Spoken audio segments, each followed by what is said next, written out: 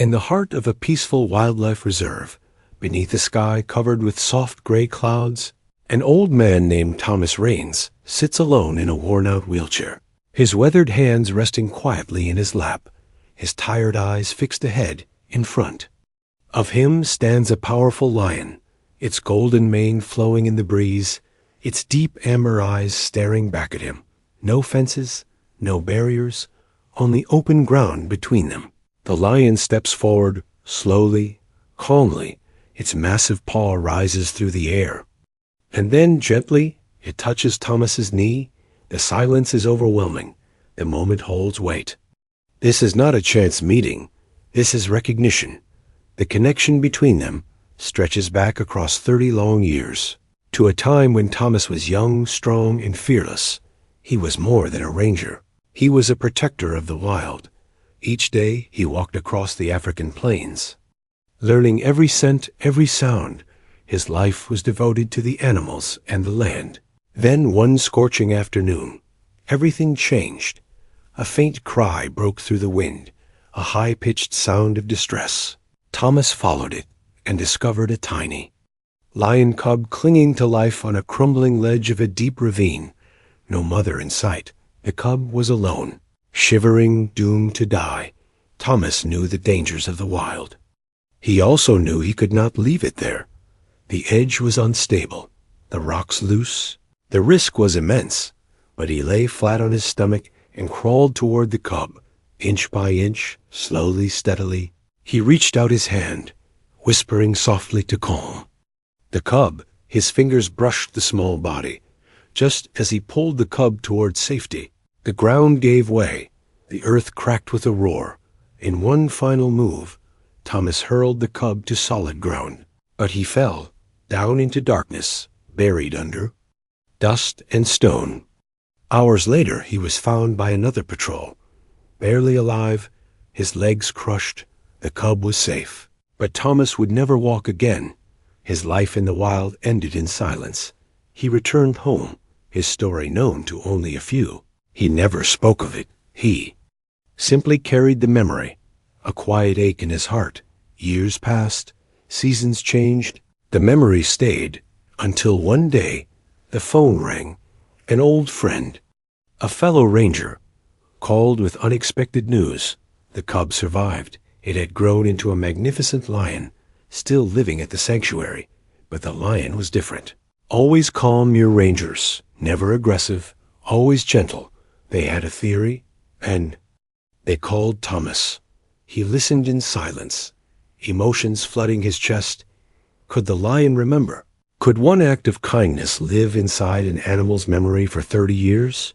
Thomas searched for answers. Science spoke of elephants remembering, keepers, dogs recognizing voices, but a lion, he could not be sure. The doubt was heavy, but the hope was stronger. He decided to return, to see for himself. The sanctuary greeted him with old scents and familiar trees. He was guided by 2 young rangers. They walked quietly, aware of the weight of this visit. They reached the large enclosure.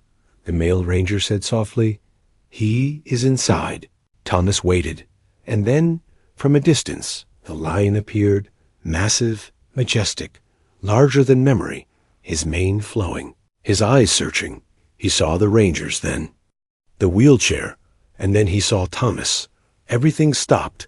The lion paused, stared, and began walking forward, slowly, deliberately. Not in anger, not in confusion, but with purpose. The rangers grew tense. One stepped back, the other stood frozen, but Thomas sat still. No fear in his eyes, only wonder. The lion came closer, towering over him. Then, with a gentleness that defied nature, he lifted his paw and placed it on Thomas's knee. Then he bowed his head. Tears streamed down Thomas's face. He reached out with a trembling hand and touched the lion's mane. Rough, warm, familiar. He whispered, "You remember me." They stayed like that, 2 souls sharing a moment that words could never capture. When the rangers began to wheel Thomas away, the lion followed, step by step, beside the chair, not forcing, not pushing, simply present.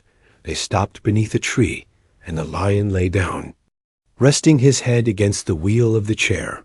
Closing his eyes like a house cat beside the fire, the young ranger finally spoke. His voice cracked. "I never believed in stories like this until now." Someone had filmed it. The video spread. People cried. The world watched. But for Thomas, the fame meant nothing. It was never about being seen. It was about being remembered. The lion had remembered, and in that memory, Thomas felt whole again.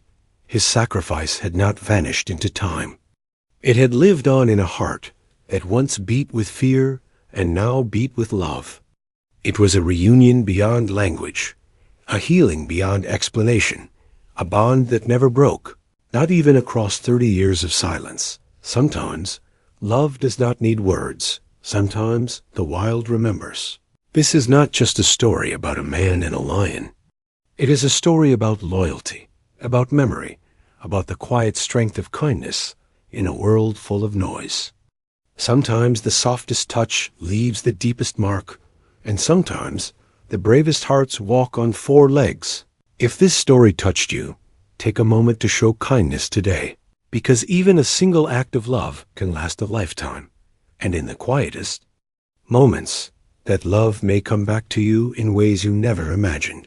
Subscribe and turn on notifications. More powerful stories are coming soon.